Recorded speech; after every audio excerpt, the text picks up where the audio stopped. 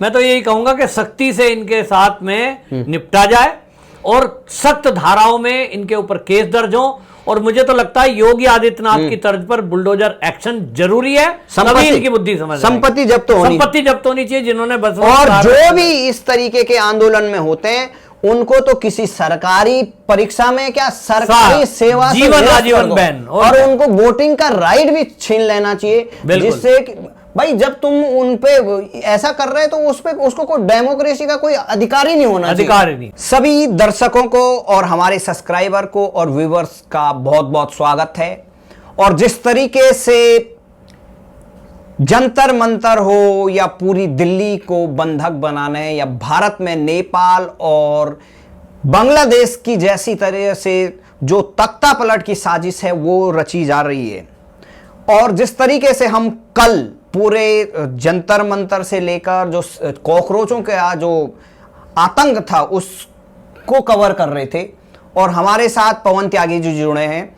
बहुत बहुत स्वागत है आपका। जी नमस्कार। देखिए आप भी थे, मैं भी था, वहीं था, तो आपको क्या अनुभव हुआ कि जो ये आज दूसरे दिन स्थिति हो गई है कि राहुल गांधी भी कूद पड़े हैं, केजरीवाल कूद पड़े हैं, और जो इनकी साजिश थी, तो क्या लगता है कि जो पुलिस वालों ने जिनको डिटेन किया है जी, जिनको हिरासत में लिया है, उनको बचाने के लिए केजरीवाल या तमाम लोग सड़कों पे आ गए जी, तो क्या कहेंगे, जो क्या ये आंदोलन शांति प्रिय था?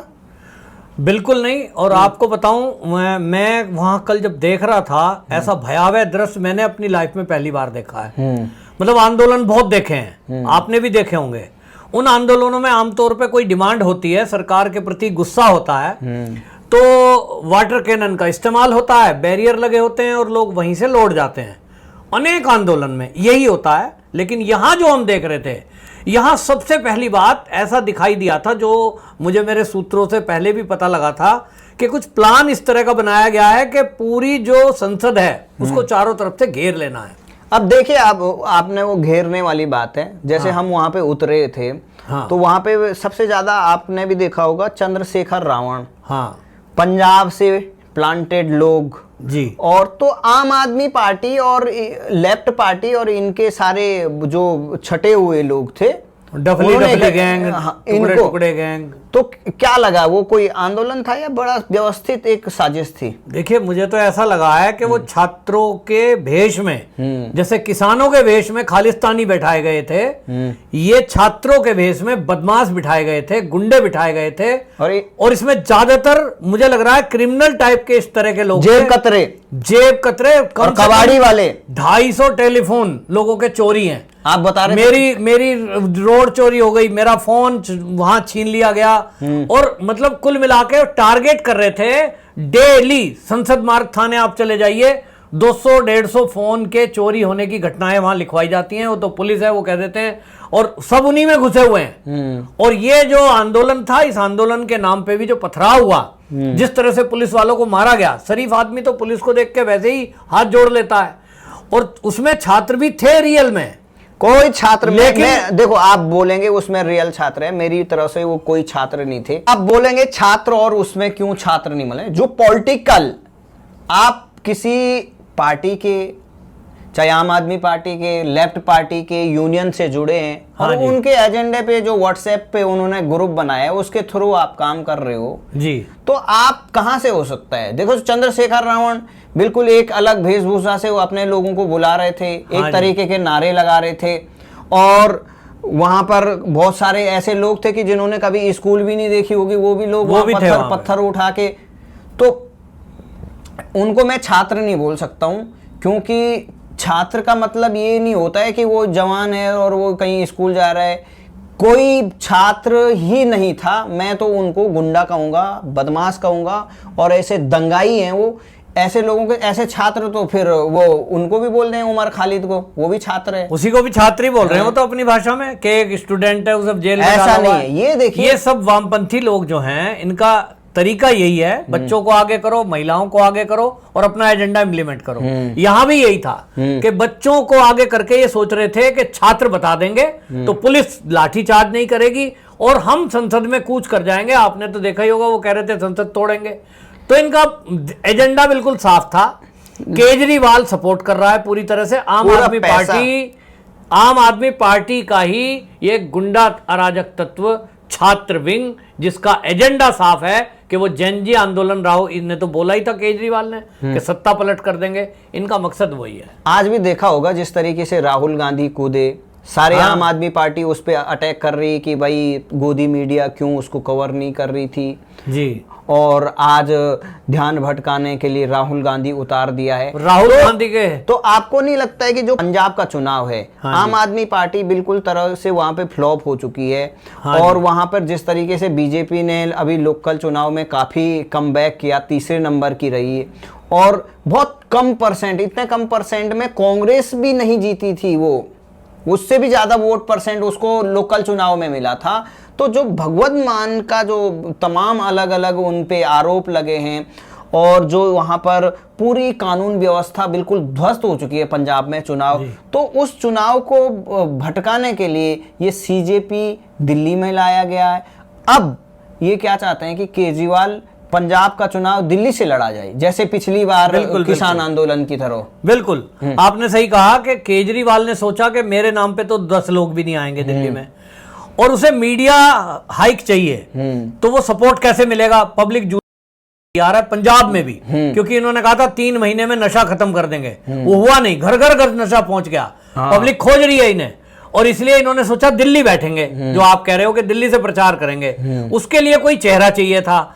ये दिपके इसी का आदमी है, उसको तैयार किया कि तुम आ जाओ तो युवा आ जाएंगे और सब आर्टिफिशियल है। मैंने तो वीडियो में बताई है, खुलासा किया, 3 PR एजेंसी हायर की गई, उनके जरिए प्रमोट किया। मुझे तो यह भी पता चला कि कुछ सोशल मीडिया इन्फ्लुएंसर को केजरीवाल मिला, पैसे दिए, उनको पैसे दिए। हाँ। बाकायदा किस टाइम? अभी तो कोई चुनाव नहीं चल रहा है, कोई चुनाव नहीं। क्या यहाँ पर दिल्ली में जो किसान आंदोलन है, आप बहुत सारे कवर कर रहे होंगे, सब आपको पता है कि किस तरीके का क्या प्रचार चल रहा है। तो केजरीवाल को आज मिर्ची लग गई, संजय सिंह को मिर्ची लग गई और राहुल गांधी इसमें कूद पड़े।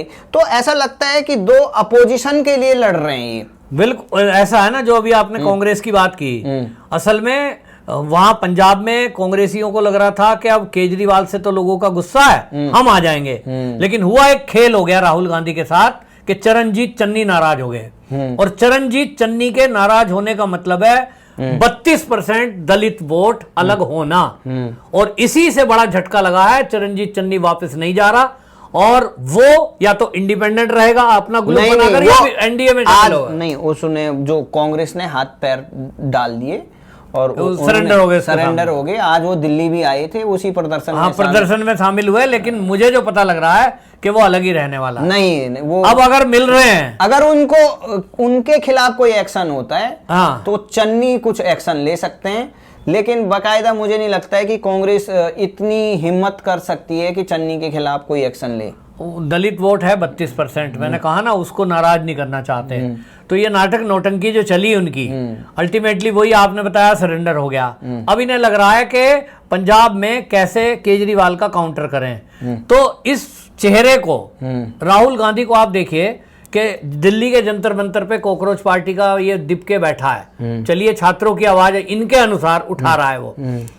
राहुल गांधी या तो कोटा में कर रहा है प्रोग्राम या देहरादून में कर रहा है। क्यों कर रहा है भाई? वो जहां बीजेपी की सरकार है उन्हीं राज्यों में प्रोग्राम कर रहा है, इस मंच पर नहीं आ रहा है। यही लड़ाई है केजरीवाल और कांग्रेस। तो ये देखो पॉलिटिकल है और पूरा इंटरनेशनल साजिश है। मुझे लग रहा है जैसे हम लोग जो बात कर रहे हैं, इन्हें अंदर में तो पता ही है कि ये केजरीवाल का आदमी है या आंदोलन केजरीवाल का है। देखिए सारे जो प्रोटेस्ट है, ये सोशल मीडिया, इंस्टाग्राम रील बनाने वालों को पैसा बाहर से आ रहा है। हाँ जी। जो सारे डफली गैंग, टुकड़े, अर्बन नक्सल, देखी मैंने, ये सारे अपना जो इंटरनेशनल फंड आता है, हाँ जी, जो फॉरेन फंडिंग होती है, उनके एनजीओ के लिए आता है। हाँ। और उनके खिलाफ जो जिस तरीके से अभी बिल आने वाला है, उससे पूरी फंडिंग रोकी जाएगी। और जो ये योगेंद्र यादव हो, ये तमाम जो अलग अलग हैं, वो बंद हो जाएगा। तो अब आपको क्या लगता नहीं कि अब ये जो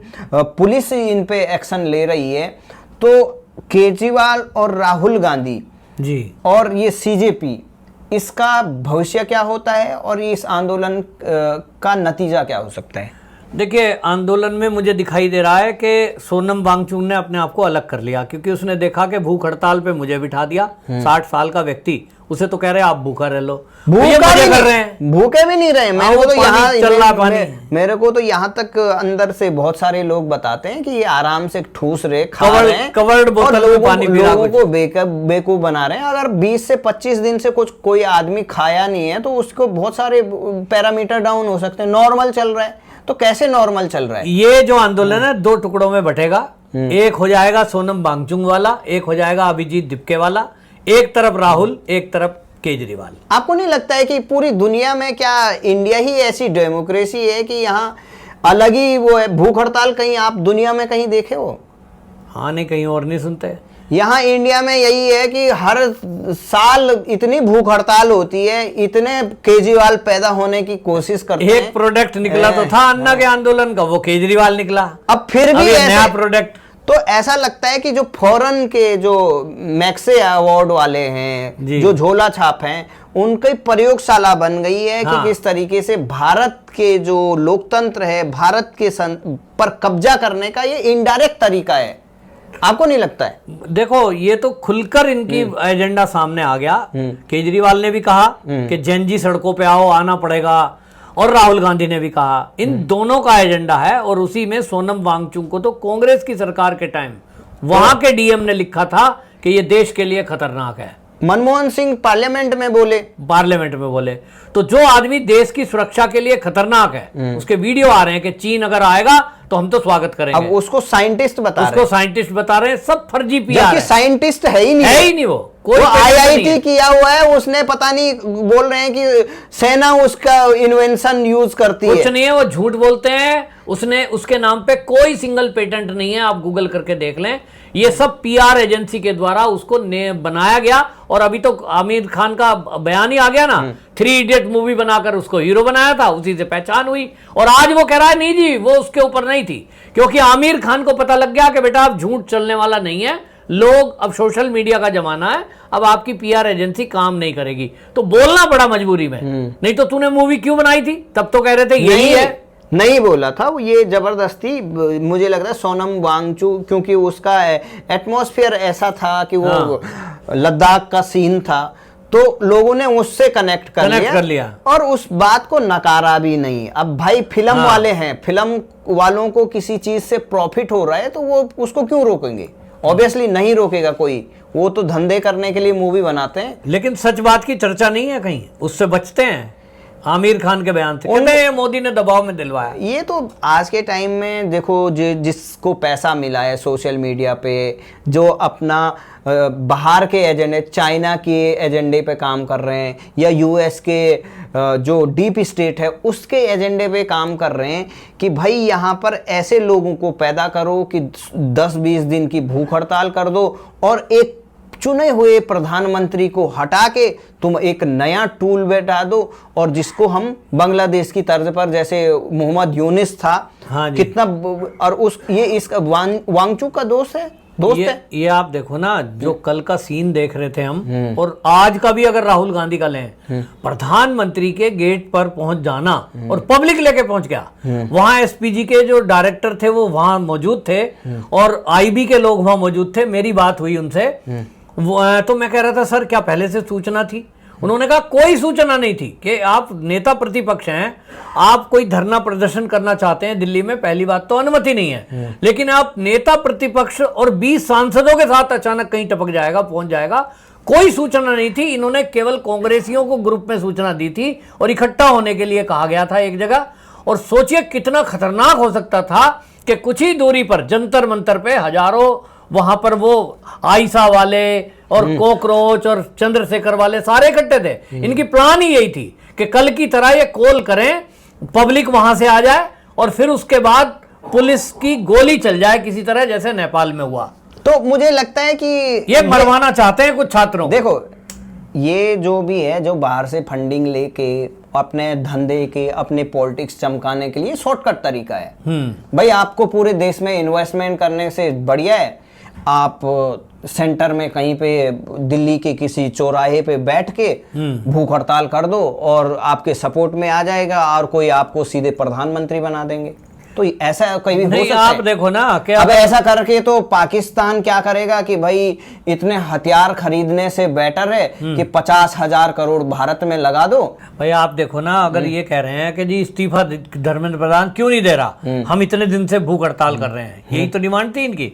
सोनम वांगचुक अब जाने ही मरने ही वाले हैं, 2 ही दिन बचे हैं। अब हम कह रहे हैं कि ऐसे तो 20,000 कोई भी आदमी बिठा देगा और फिर कल को किसी का भी इस्तीफा ले लो। अब यही तो चला धंधा है, आप 10,000 करोड़ किसी से ले लो, हाँ, और उनको ऐसे ऐसे फिर तो राज्यों के मुख्यमंत्री के खिलाफ भी कर दो कहीं इस्तीफा किसी।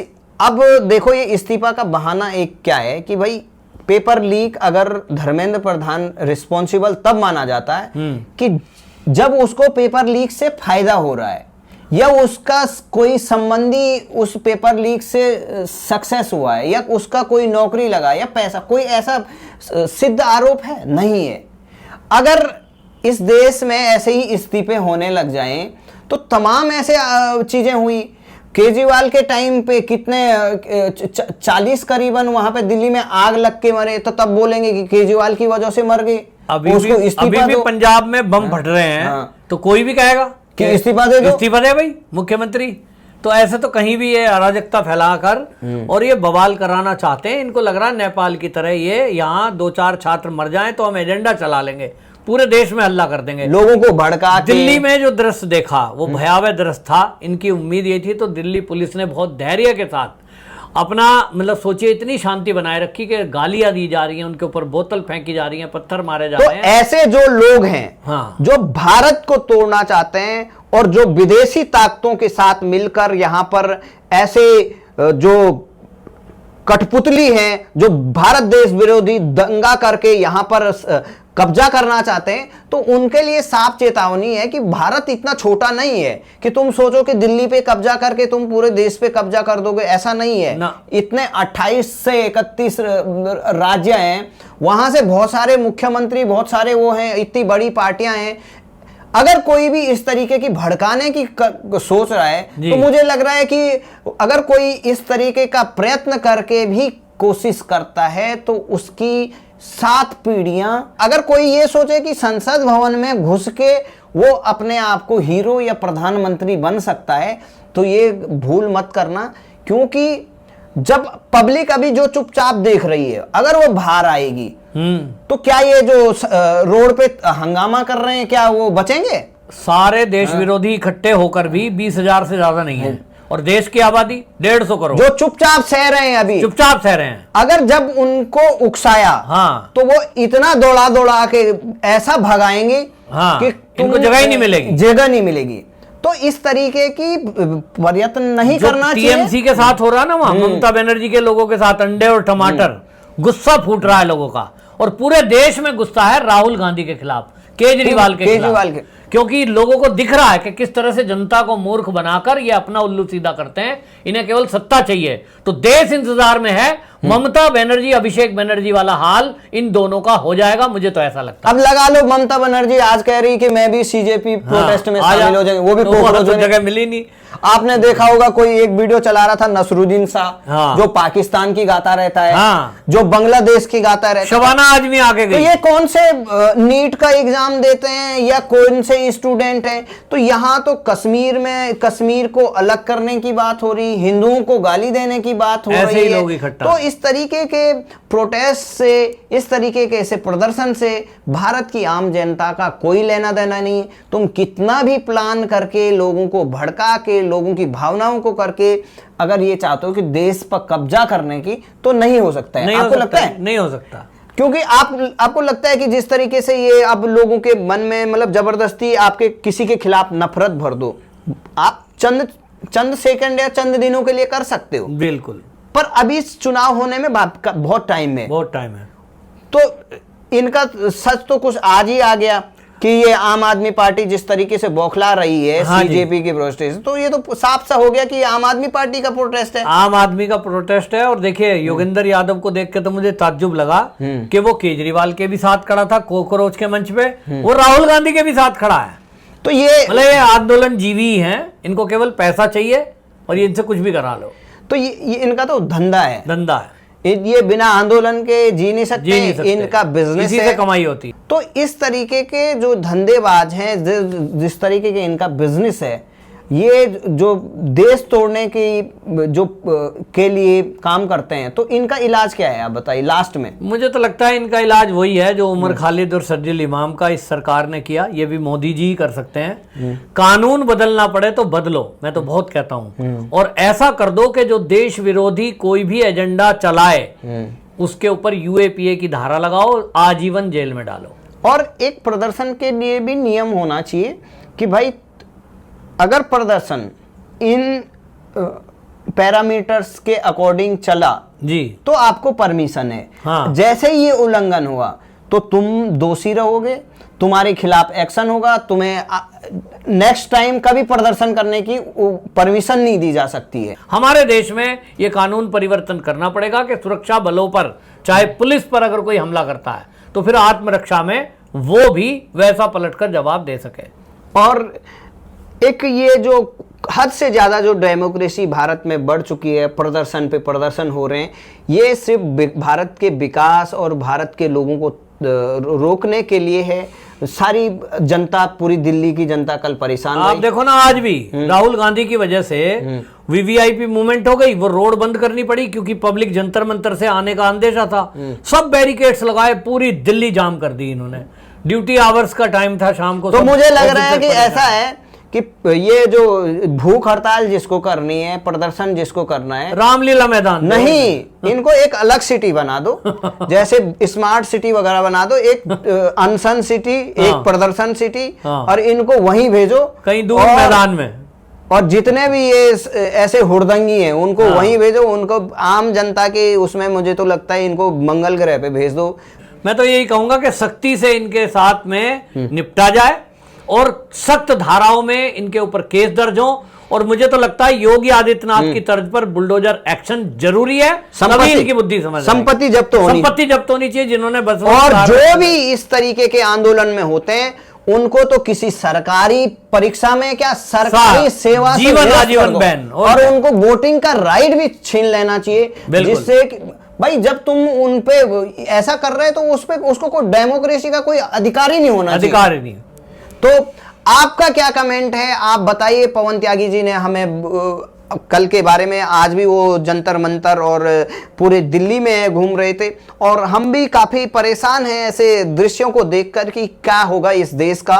तो ऐसे लोगों को के खिलाफ अगर आप नहीं बोलेंगे, अगर जो जनता चुप बैठ के इनको देख रही है, तो आप भी इनके खिलाफ खुल के बोलिए, क्योंकि ऐसे नमूने अगर देश पे कब्जा कर देंगे तो देश क्या, आपका पूरा जो आप सोच रहे हैं कि समेट रहे हैं, आप पूरा पैसा जमा कर रहे हैं, प्रॉपर्टी बना रहे हैं, या कुछ सोच रहे हैं कि हमारा जीवन होगा, पूरा अस्त व्यस्त हो जाएगा। यहाँ पर मतलब आप समझ नहीं सकते हैं कि ये कितने खतरनाक लोग हैं। इनके हाथ पे कुछ नहीं जाना चाहिए, तभी पूरे देश का भविष्य सही है, और आपका भविष्य सही है, हम लोगों का भविष्य सही है। तो इसलिए देश को ऐसी बुरी ताकतों के खिलाफ एकजुट होना चाहिए। देश जरूरी है, और कहते हैं देश रहेगा तो हम रहेंगे। हम देखिए इतनी मेहनत करते हैं, हमारे चैनल की टीम पूरी दिन रात, सुबह से लेकर शाम तक, जो राष्ट्र हित की बात है उसको आप तक पहुंचाते हैं। हमारा सच दिखाने का कर्तव्य है, हम उसको पूरा करने के लिए जी जान लगा रहे हैं। मैं जैसे वहां फील्ड में हूं, बाकी हमारे रिपोर्टर फील्ड में थे, जान का खतरा होता है क्योंकि हमारे चेहरे को पहचानते हैं। ये कहते हैं ये तो जो है राष्ट्रवादी पत्रकार है, हमें गोदी मीडिया कहते हैं, नारे लगा देते हैं, हमला करते हैं, उसके बावजूद भी हम बिना डरे, बिना झुके आपके लिए खबर पहुंचा रहे हैं। तो आपका एक कर्तव्य बनता है राष्ट्रवादी होने के नाते कि इस वीडियो को अधिक से अधिक शेयर करें।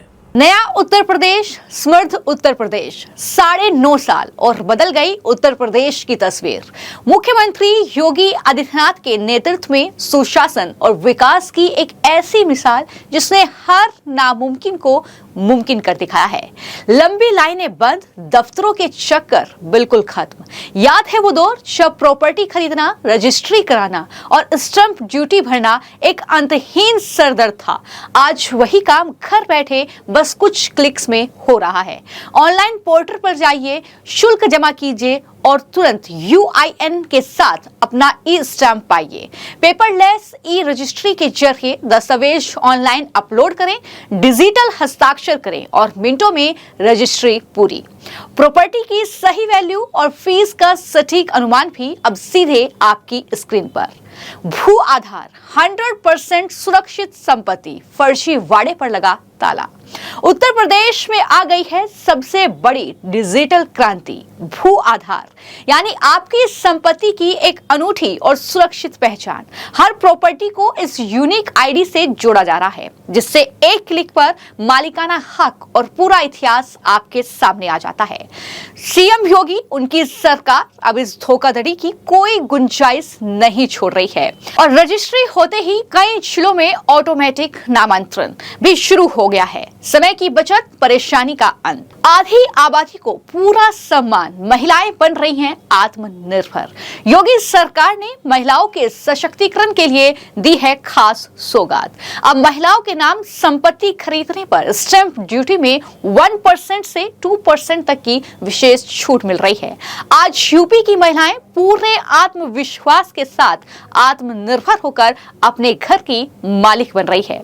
न चक्कर, न भ्रष्टाचार, न देरी, सिर्फ एक क्लिक और पूरा काम। यही है योगी सरकार का अडिग वादा, क्योंकि जहां सुशासन है, विकास वही है। योगी जी के नेतृत्व में उत्तर प्रदेश में ईज ऑफ लिविंग अब सिर्फ एक शब्द नहीं, 25 करोड़ जनता की हकीकत बन चुकी है। सरदार वल्लभ भाई पटेल रोजगार एवं औद्योगिक क्षेत्र योजना।